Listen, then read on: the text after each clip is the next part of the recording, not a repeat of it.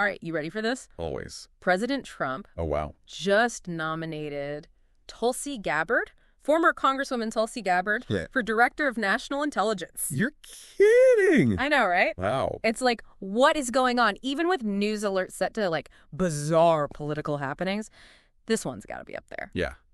So today, deep dive, figuring this whole thing out. Right. How we even got here, what it all means for U.S. intelligence, Syria trips, Edward Snowden. I even heard something about Elon Musk getting involved. Oh, this is going to be good. It's going to be wild. So what makes this nomination so fascinating, right? Yeah. It really challenges expectations for both parties, not just one, but both political parties. Yeah, totally. It's not just Democrat nominated by a Republican. Right. It's Tulsi Gabbard. Yeah. Specifically, Tulsi Gabbard. A lot of her actions and statements have made people, I think, within the intelligence community, particularly uneasy, I would say. Yeah, that's putting it mildly. 2017 Syria trip meets with Bashar al-Assad. Big red flag for a lot of people. Yeah, and then you've got her being very outspoken about Edward Snowden. Yeah, it doesn't exactly scream, future leader of the intelligence community. Right. It's almost like she's been critiquing the intelligence community, and now she's going to be in charge of it. Talk about awkward. Precisely. Yeah. And the irony is not lost, I think, on a lot of people. Yeah. This potential role, right, overseeing the very intelligence community that she's questioned. Yeah. Big point of contention. Okay, so she's got this past. It's controversial. Uh-huh. But she's not walking in totally unqualified. Well, background is primarily in politics and military service, which, are valuable experiences. Right. But some argue she lacks the specific knowledge, that in-depth knowledge of intelligence matters. Right, that we usually see in a DNI. Yeah. So with all that, how'd she even get through the first part? Well, it was close. Uh-huh. Senate Intelligence Committee, 9-8 vote. Wait, 9-8? Yeah. That's cutting it pretty close. It was a nail-biter. Oh, wow. Very much a stark reminder of just how divided things are. Yeah. Strictly along party lines, every Democrat against her, every Republican for her. Okay, so partisan for sure. Absolutely. But I remember reading even some Republicans weren't totally on board at first. Yeah. Weren't Senators Collins and Young kind of hesitant? What even changed their minds? Good question. From what we understand, private discussions and then Gabbard making some specific commitments. Yeah. For example, publicly assuring Senator Young that she would not seek a pardon for Edward Snowden. Interesting. So concessions to get those votes. It seems that way. But do these concessions mean anything? Hard to say. Like, is it a change of heart? Yeah. Or just like a maneuver to get the nomination? Yeah. Because if it's just a maneuver, that's going to cause some problems. Absolutely. They were significant, the commitments, Yeah. especially regarding surveillance and intelligence sharing. And that could definitely create some tension within the intelligence community, right?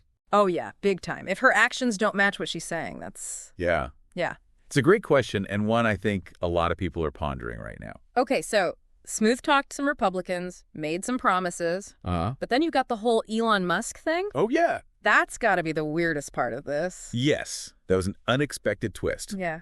Senator Young got calls from both Vice President Vance and Elon Musk that weekend before the vote. Okay, but why Elon Musk? I get the vice president. Sure. But Elon Musk, like, what does he have to do with any of this? Honestly. Yeah. No idea. It's bizarre. But it highlights just how much external influence there was in this whole thing. Yeah. And as if the phone calls weren't enough, there was also that online pressure campaign aimed at Senator Young, urging him to support Gabbard. Wow. So we're talking behind-the-scenes maneuvering, public pressure campaigns, and Elon Musk's chiming in. It's wild. This is like a political thriller or something. It really is. But it's real life. Right. And with real consequences. Yeah. Don't forget, the Director of National Intelligence has a huge role, right? Yeah. U.S. foreign policy. Oh, yeah. National security. Huge. Stakes are incredibly high. So, no pressure. All right, so she gets through the committee, thanks to some maneuvering, maybe a little help from Elon Musk. Right. What's next? Well, full Senate votes next. Okay. But she's got the support of Collins and Young. Right. Those were the key votes. So is it basically a done deal? It's hard to imagine enough Republicans changing their minds now to block her, right? Especially with the vice president able to break a tie. You're probably right. Barring some unforeseen event, Yeah. confirmation seems very likely. Okay. But that doesn't mean the controversy is going away. Right. In fact, the way she secured this nomination, it's very likely to cast a shadow over her time as DNI if she is confirmed. Yeah, I can see that. So let's say she becomes DNI. What does that even look like? How does someone with her background and sometimes contradictory stances approach leading this whole community? That is the million-dollar question. Yeah. And it's tough to predict. Yeah. But before we jump into all that, let's rewind a bit. Okay. The confirmation hearing. Yeah. It was tense, to say the least. Boy, I bet. What were some of the big moments for you? What stood out? What were senators worried about? Well, unsurprisingly, Edward Snowden was a big one. Oh, right. Leaked all that classified info about U.S. surveillance programs, remember? Yeah. Many consider it treason. Right. And several senators really pressed Gabbard to label him as such. But she wouldn't, right? Refused, even with pressure from both Democrats and Republicans. Oh, wow. She acknowledged he broke the law, yes, but refused to use that specific label. That's, what do you think that tells us? Like, about her approach to this whole DNI thing, especially when it comes to, the government doing surveillance? It's a strong indication, I think, that she's really skeptical of expansive government power. Particularly when it comes to surveillance. Yeah. Which then raises the crucial question, how will that skepticism translate into action if she's in charge? Oh, yeah. Will she try to rein in certain programs? Right. Advocate for stricter oversight? Big questions. These are questions that many in the intelligence community are, I think, anxious to have answered. It's fascinating. You've got someone who's been critical of this whole community. Yeah. And now she's about to be leading it. Right. It'll be interesting to see how that dynamic plays out. For sure. But Snowden wasn't the only hot topic, was it? Oh, absolutely not. Her 2017 trip to Syria, specifically that meeting with Bashar al-Assad, that was a major point of contention as well. Right, because Assad's regime... Horrific human rights record. Yeah. So many saw her willingness to meet with him as just poor judgment. Yeah, I can see why that would be concerning for those senators. Especially the ones who are supposed to be overseeing intelligence, national security, all that. But beyond those specific things that she did, didn't she also make some comments about conspiracy theories? Didn't that come up? It did. She's referenced some conspiracy theories in the past, and that definitely raised concerns about her ability to lead and trust the very agency she'd be overseeing. Right, like, can you trust the information you're getting if you think it might be, exactly made up or part of some, right, deep state thing or whatever? Totally. Okay, so to recap, yeah, controversial figure. She's about to maybe be confirmed as the director of national intelligence. Right. Despite concerns about what she's done, what she says about government surveillance and all the conspiracy theory stuff, it's got a lot of people on edge, both inside and outside of government. Yeah. Raises some fundamental questions about the direction of U.S. intelligence, the balance of power in Washington. Okay, so we've laid out the controversy, the confirmation, all the concerns. This isn't happening in a vacuum, right? You're right. This is happening at the same time that we have Robert F. Kennedy Jr. being nominated for Health and Human Services Secretary. Right. His nomination has been just as contentious. Wow. Okay, so two incredibly controversial nominations happening at the same time, both facing opposition, both barely getting through their committees. Yeah. Is there a connection? Is this a trend? Well, there's definitely a pattern here. Okay. Both nominations faced those tight votes. Yeah. Strictly along party lines. Yeah. So it does suggest a potential trend here of the Trump administration putting forward these controversial nominees and pushing them through with minimal bipartisan support. So what does that say about where we are politically? Yeah. And what does that mean for the future? It's a big question. Are we going to see more of these? Right. More of these nail-biting votes? It's hard to say for sure. Yeah. But it's definitely something to keep an eye on. Okay, so those are important questions. We'll be exploring those more as this all unfolds. Absolutely. But let's bring it back to Gabbard for a second. Okay. And what her confirmation could actually mean. Assuming she does become the DNI, what are some of the biggest challenges she's going to face? What are the things that are going to define her time in this role? Right. How might her past shape her leadership? We'll dive into all of that right after this. That's good. All right, we're back. And the million-dollar question, Tulsi Gabbard, DNI. Right. What happens? Intelligence community, U.S. foreign policy, the whole scene, Big question. what does it all mean? It's hard to say for sure. I mean, we can make some guesses based on her background, what she said in the past, Right. and just the political landscape as it is right now. It's not like she's walking into a neutral situation. Not at all. She's got all this history of criticizing the very institution she'd be leading. And then she's nominated by a president who's all about, Disruption. yeah, disruption. Yeah. And then you add in all the partisan stuff that's already there. Oh, yeah. Deeply divided. Yeah, it's messy. Very volatile mix. Okay, so the intelligence community, what kind of impact could she have on how these agencies actually work? Well, her skepticism of government surveillance, Right. how's that going to translate into action? Right. Is she going to try and, I don't know, like rein in some programs, advocate for more oversight? Yeah. People are definitely anxious about it. I mean, you could argue that her being an outsider, Yeah. her willingness to challenge things, Sure. that could be a good thing, right? It could be. Like, she's not part of the system. She's not beholden to the same like institutional loyalties as someone who's come up through the ranks, right? Right, exactly. So she might have a fresh perspective. Yeah, She might actually push for some good reforms. that's possible. And that skepticism of government power, that could lead to more transparency, maybe even more accountability within the intelligence community. Oh, yeah. Which a lot of people would say we need. A lot of people would argue that's a very positive thing. Right. She could be the one to finally force them to deal with all those privacy and civil liberties questions. Exactly. Especially with all the tech and the digital age and everything. Right, but the other side of that, right, Yeah. is that skepticism, it creates tension, Oh, yeah. distrust Yeah. within the intelligence community. Mm-hmm. These agencies, they rely on trust. They rely on cooperation. Yeah. If their new leader is seen as suspicious of them, of their motives, Right. of how they do things, This can make it harder for them to do their jobs. it's like she's walking into a room and everyone's wondering if she's there to help them or to, like, shut it all down. Exactly. And then you add the Edward Snowden situation on top of all that. Right, right. Imagine you're an intelligence officer. You've risked your life, you've gathered intel, and your new boss won't even condemn the guy who leaked it all. Yeah. Ouch. That's got to create some resentment, some morale problem. Yeah. Big time. It's hard to see how she builds trust Yeah.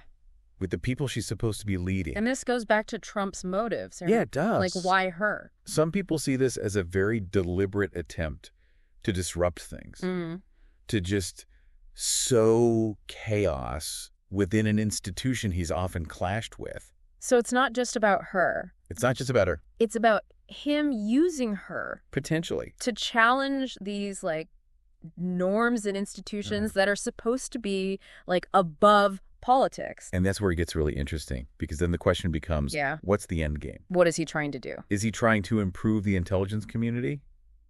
Or is it about something else? Okay, so intelligence community, check. But what about U.S. foreign policy, like the big picture? That's a little harder to predict. Depends on a lot of things. Her priorities, Yeah. how well she works with others, Yay. the whole geopolitical landscape. But we can look at her past views, Right. see what she said about foreign policy in general. From what we know, she's been critical of U.S. interventionism, regime change policies. Okay. She sees the U.S. as acting like a global policeman, and she's not a fan of that. So a more restrained approach to foreign policy, Potentially. more diplomacy, less military stuff. Maybe. But wouldn't that clash with some of the more hawkish people in the Trump administration? That's a good point. Like, there are a lot of different opinions on foreign policy, even within the Republican Party. Absolutely. And then there's a question of how her past, specifically that trip to Syria, Right. her refusal to condemn Assad, how is that going to play on the world stage? Will other countries trust her? Will they work with her? Will she be seen as credible? Yeah. These are questions that are going to have real consequences for U.S. foreign policy. This is big stuff. It is. And all of this is happening against the backdrop of, Yeah. cyber attacks, terrorism, Right. the rise of China, the pandemic that's still ongoing, climate change. It's a lot. It's a lot for anyone to handle. It's hard to know how someone with her background and her sometimes kind of contradictory stances will handle all of this. It really is. It's like she's stepped onto this massive chessboard, Yeah, and every move she makes could change everything. absolutely. So, controversial figure, about to lead U.S. intelligence, Right. challenging the status quo, sparking debates about everything from surveillance to foreign policy. It's a story with so many layers, so many potential twists. Yeah. it's hard to know what's going to happen next. It's going to be interesting to watch it all play out, that's for sure. It really is. Okay, but there's one more thing I wanted to touch on. It's kind of a wild card, but it's been making the rounds. Oh, you mean the AI connection? Yeah, exactly. I was wondering when we'd get to that. It seems like her nomination has also sparked this whole other debate. Yeah. About AI and its role in intelligence. It's a timely conversation for sure. AI is changing the game when it comes to intelligence. Oh, yeah. Big time. And Gabbard's views on tech and privacy could have a huge impact on how all of that develops. Okay, but before we go any further, let's break it down for our listener. Sure. What do we even mean by AI in intelligence? Like, what are we talking about specifically? So AI, at its core, is using computers to do things that usually require human intelligence. Okay. Thinking, learning, problem-solving, decision-making, all that. Right. So in intelligence, this could mean using algorithms to go through tons of data, finding patterns, developing systems that can predict things, even manipulate information. So like AI that can listen to phone calls, track what people are doing online. Yeah. Figure out potential threats, maybe even plan operations. Exactly. And it's moving fast. Things that were sci-fi a few years ago are becoming real. I can see how that would be useful for intelligence agencies. Oh, yeah. But it also seems like it could be really dangerous. Right. Like we're talking about machines making life or death decisions. That's exactly the debate. Yeah. On one hand, you've got increased efficiency, accuracy, speed. Right. AI can process information way faster than a human can. Yeah. It can find connections and patterns that we might miss. So it's like having a team of like super analysts working 24/7. Right. Finding stuff that could stop a terrorist attack or, disrupt a criminal network, keep us all safe. Exactly. But then you've got all the concerns about bias, accountability, right. The potential for misuse. Yeah. AI algorithms are only as good as the data they're trained on. Exactly. Right? So if the data is biased, the results are going to be biased. And then who's responsible when these AI systems screw up? Right. Like if an AI makes a mistake that hurts someone, who's to blame? Big question. Who do you hold accountable? The programmer, the operator, the agency that used it? We're still trying to figure all that out. And then what about AI being used for bad stuff? Oh, yeah. That's a whole other can of worms. Like what happens when countries that aren't so friendly get their hands on this tech? What happens when AI is used to spread lies, mess with elections, target people for surveillance, harassment? It's a scary thought. It feels like we're at this point where we need to figure out how to use this technology, but also how to stop it from being used against us. Absolutely.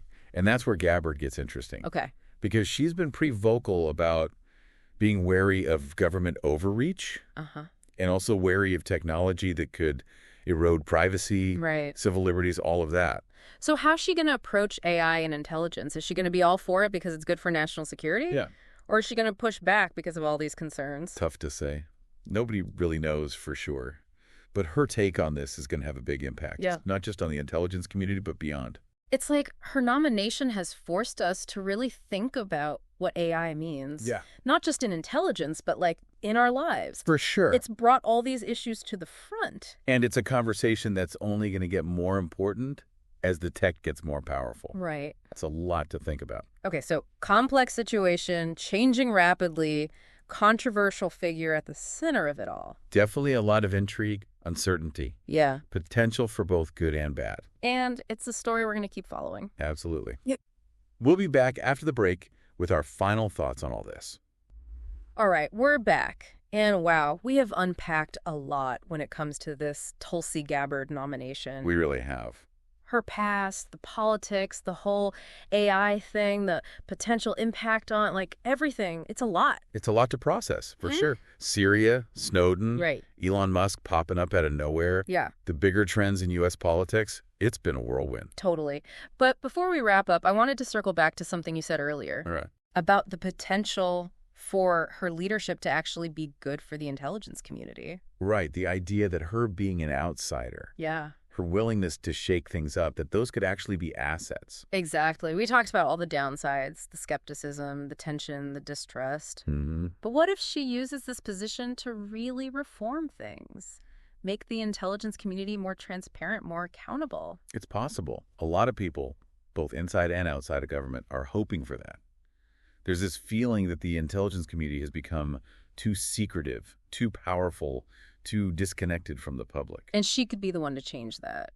With her history of, questioning authority, demanding accountability, Right. she could be the one to finally shake things up. She could be the catalyst for a really important conversation about security and liberty. Right, especially in the digital age. Especially in the digital age, yeah. We can't ignore how fast technology is changing. And the threats are getting more complex. Absolutely. We need leaders who can think about these things, ask the tough questions, find new solutions. And maybe, just maybe, she's that leader. It's a long shot. Yeah. But in a world where crazy stuff happens every day, who knows? That's a good point. It's a reminder that even when things seem really messy and uncertain, Yeah. there's always hope. There's always a chance for things to change for the better. But let's be real, there are also some serious concerns. Oh, yeah, definitely. Her skepticism about surveillance, that could lead to some serious clashes. Her willingness to talk to people like Assad, that raises questions about her judgment. Right. And the conspiracy theory stuff, that could really hurt her credibility. Yeah. Make it hard for her to build trust with the people she's leading. So it's a mixed bag. There's potential for good and bad. Absolutely. And what ultimately happens probably depends on a lot of things. Her actions, how the intelligence community reacts, what's going on politically, the whole global situation. It's a fascinating and unpredictable situation. And we'll be watching it closely. Absolutely. Yeah. But before we go, I want to leave our listeners with one final thought. Okay, I'm listening. We've been focused on Gabbard. Yeah. Right? But this nomination, it says something about us, about where we are as a country. I see what you mean. The fact that someone like her could even be considered for this job, Yeah. it shows how divided we are. Exactly. The partisan fighting, the lack of trust, the way our institutions are being weakened, these are trends that go way beyond just one person or one nomination. So even if she's never confirmed, Yeah. even if this whole thing just fades away, Right. it's still a wake-up call. It is. It's a sign that something's not right. Yeah. We need to talk about how we want our democracy to work. How do we balance security and freedom? How do we deal with all the challenges of the 21st century? Those are some big questions. They are. And I don't know if anyone has the answers. I don't think anyone does. But that's why we have to keep asking them, keep looking at things from different angles, keep challenging our own assumptions. We have to keep trying to make things better. Well said. And on that note, I think we'll wrap up this episode of The Deep Dive. Sounds good. We've covered a lot, but it's really just the beginning of this story. It is. So keep exploring these issues, stay informed, think critically, talk to each other. It matters. It really does. Thanks for joining us. We'll be back soon with another deep dive into something fascinating and thought-provoking. Until then, stay curious, stay engaged, and stay informed.